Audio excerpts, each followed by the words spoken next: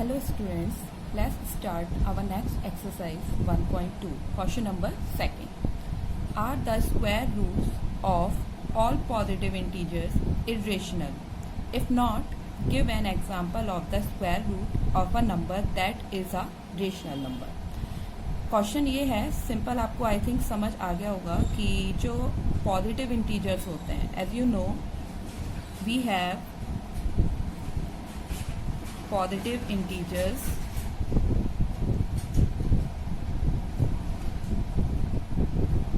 कौन कौन से होते हैं, स्टार्टिंग फ्रॉम 1, 2, 3, 4, 5, 6 एक्सेट्रा. ठीक है, अब पूछा जा रहा है कि कैसे होने चाहिए, क्या वो सभी इरेशनल होते हैं.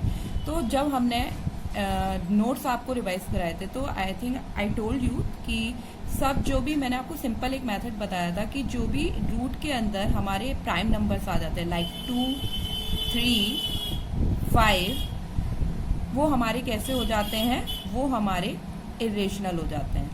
ठीक है, क्योंकि we can not find the value of these under roots easily. ठीक है, और नेक्स्ट हमारा मान लीजिए कोई इवन नंबर है 4, तो you can find the square root of under root 4 easily, that is 2. Similarly you have also find the square root of 25, that is 5. तो आपने देखा कि जो सभी पॉजिटिव इंटीजर्स हैं उसमें हम कुछ नंबर्स के तो स्क्वायर रूट इजीली फाइंड कर लेते हैं, जिससे वो क्या हो जाते हैं, हमारे रेशनल नंबर्स हो जाते हैं. और कुछ नंबर्स जिनके हम स्क्वायर रूट इजीली फाइंड नहीं कर पाते वो हमारे इरेशनल होते हैं. इसीलिए आपका आंसर हो जाएगा no, the square root of all positive integers are not irrational. I think आपको ये अच्छे से समझ आ गया होगा. So let's we proceed the question number 3. Show that root 5 can be represented a number line. तो आपको आज तक आप जो पढ़ते आए हैं वो ये पढ़ते आए हैं कि जैसे कि मान लो मैं अगर आपसे कहती हूँ कि आप 4 को नंबर लाइन पे शो करो, तो आप इजीली, आपको पता है कि 4 एक पॉजिटिव नंबर है, तो आप यहाँ 0 लेके 1, 2, 3 एंड 4 को आप नंबर लाइन पे शो कर देते हैं. अगर मैं आपको नेगेटिव नंबर देती कि -4 शो करो, तो आप नेगेटिव मतलब कि लेफ्ट साइड पे उस नंबर को शो कर देते हैं. ठीक है, और इक्वली मेजरमेंट लेके अगर मैं आपसे रेशनल नंबर्स की बात कहूँ कि आप मुझे 1/2 शो करके बताएं, तो इक्वली मेजरमेंट तो नहीं हो सकता, लेकिन आपको ये पता होता है कि 1/2 0 और 1 के बीच में कहीं पर लाई करता है. ठीक है, तो आप इस तरीके से इरेशनल नंबर भी शो कर देते हैं. ठीक है, अब बात आती है, आप रेशनल नंबर भी शो कर देते हैं. तो अब बात आती है कि हम जो इरेशनल नंबर है उन्हें कैसे शो करें. तो एक सिंपल सा एक फॉर्मूला जो आप स्टार्टिंग से पढ़ते आए हैं, हम उसे यूज करेंगे. साइड में मैं लिखती हूँ, यूजिंग पाइथागोरस थ्योरम. तो एज यू ऑल नो कि जो हमारी पाइथागोरम थ्योरम होती है वो क्या होती है,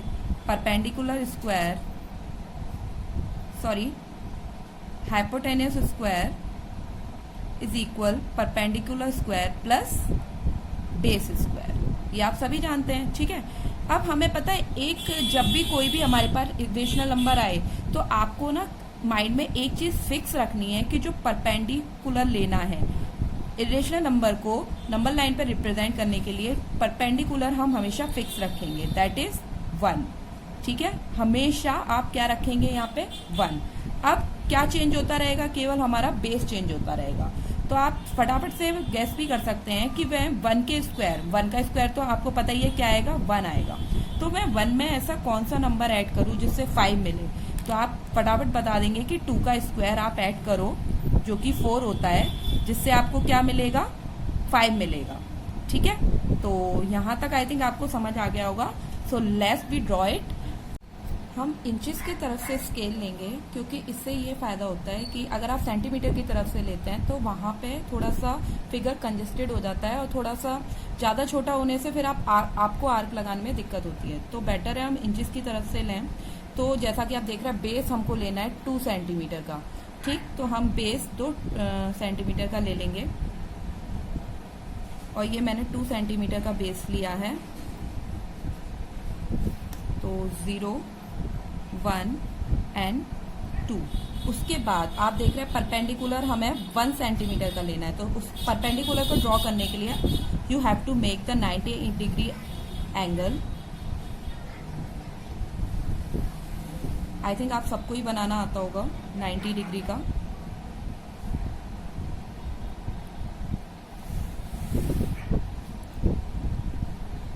ईजिली कंस्ट्रक्ट हो जाता है, मेरे ख्याल से 90 का ही सबसे इजी एंगल होता है। तो ये हमने 90 डिग्री का एंगल बना लिया और नाउ वी जॉइन इट। ठीक है, अब यहाँ पे आपको लेकिन परपेंडिकुलर कितना लेना था, 1 का। 1 नॉट सेंटीमीटर, इट्स इंच, क्योंकि हमने इंचेस से ही मेजरमेंट लिया है। तो हम 1 इंच का डिस्टेंस लेंगे और यहाँ 2 पर रख के इसे कट कर देंगे।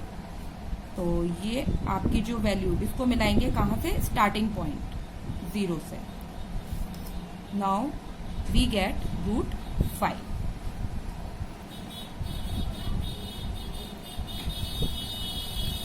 आई थिंक आपको ये समझ आ गया होगा कि √5 मैंने किस तरीके से बनाया। अब नेक्स्ट मैं आपको इसी तरह का एक अपनी तरफ से एग्जाम्पल बताती हूँ। तो हम बनाएंगे अब √7। तो सबसे पहले तो आपको यही पता होना चाहिए, फॉर्मूला आप लोगों को सबको पता है, hypotenuse square is equals to perpendicular square plus base square. Perpendicular, as I told you before that you have to fix it 1, और बी आपको जो बेस है, अब वो आपको गैस करना पड़ेगा कि 7 हम किसकी हेल्प से बना सकते हैं, कि 1 में हम किस नंबर को ऐड करें कि 7 मिले।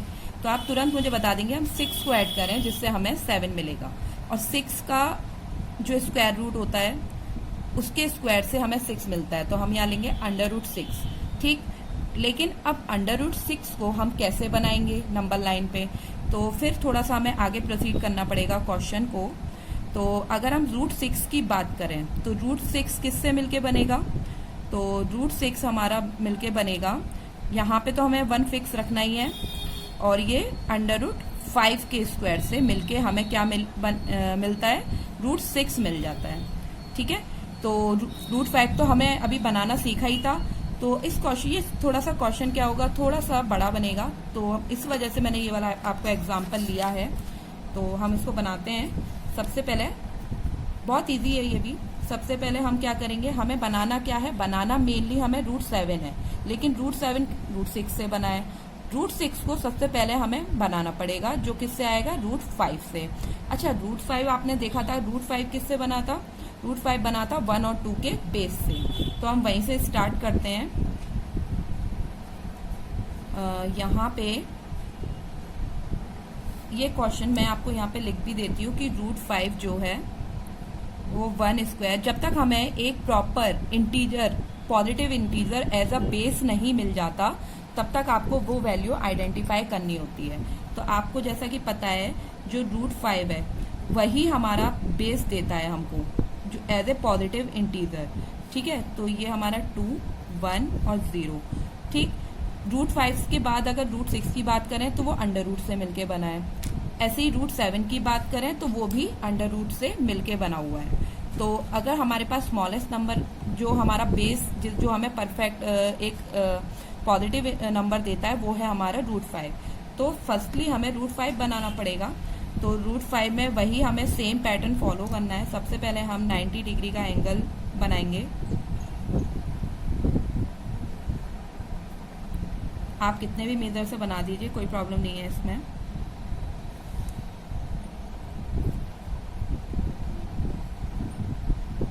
उसके बाद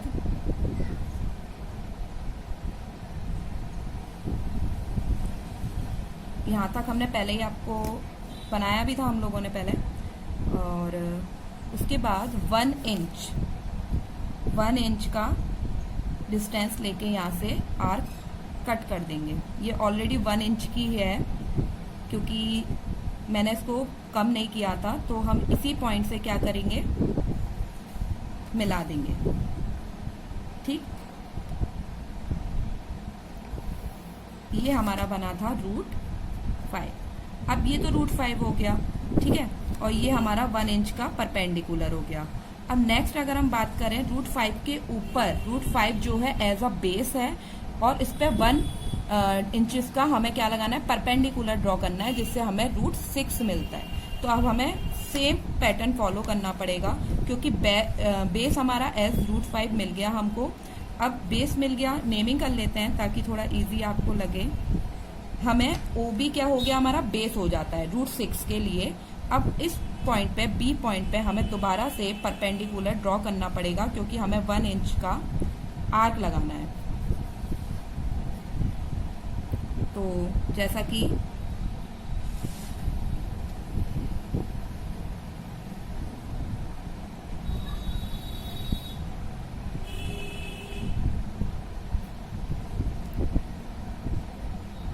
यहाँ पर हमने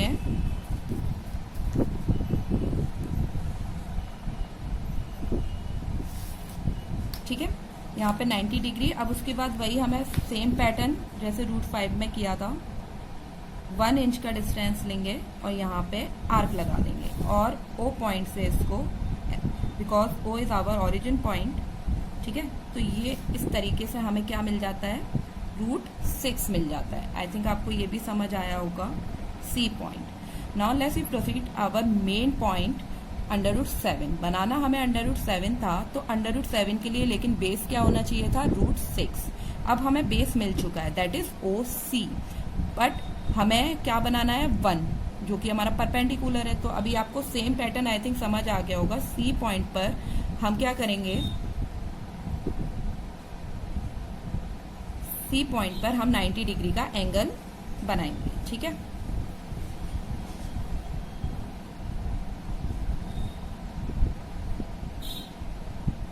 सेम,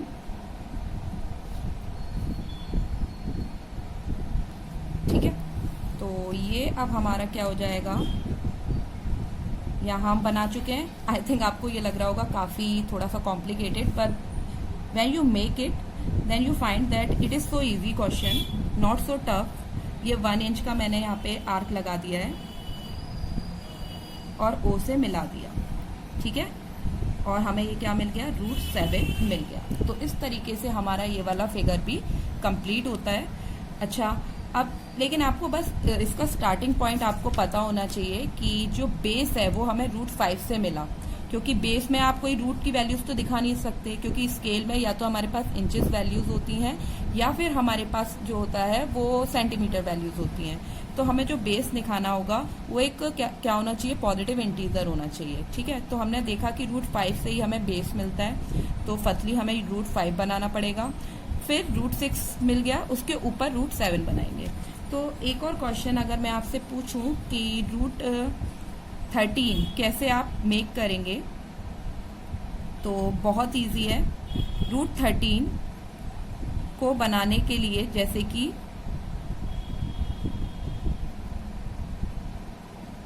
हमें पता है कि 1 तो हमें फिक्स रखना है, तो हमें √12 लेना पड़ेगा, ठीक है।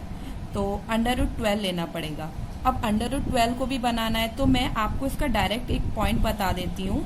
हमें क्या है कि जैसे जो 10 है, सबसे पहले हमें 10 बनाना पड़ेगा, √10, और √10 किससे मिलके बनता है, 1 स्क्वायर प्लस 3 स्क्वायर। हमें मैंने आपको स्टार्टिंग में बताया था कि हमें बेस निकालना होता है, तो बेस सबसे पहले किससे मिलेगा, 3 के स्क्वायर से, ठीक है। तो 1 का स्क्वायर और 3 का स्क्वायर आपको पता ही है 9 होता है, तो जिससे आपको क्या मिल जाता है, √10 मिल जाता है। तो firstly you have to make the √10 with the help of the base 3 and the perpendicular is 1।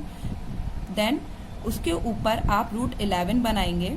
√11 किससे मिलके बनेगा, 1 स्क्वायर से और √10 स्क्वायर से, जो कि आप 3 से बना ही रहे हैं। फिर आप उसके ऊपर √12 बनाएंगे, जो 1 स्क्वायर से और √11 स्क्वायर से मिलेगा, और फिर आपको √13 मिल जाएगा 1 स्क्वायर से और √12 के स्क्वायर से।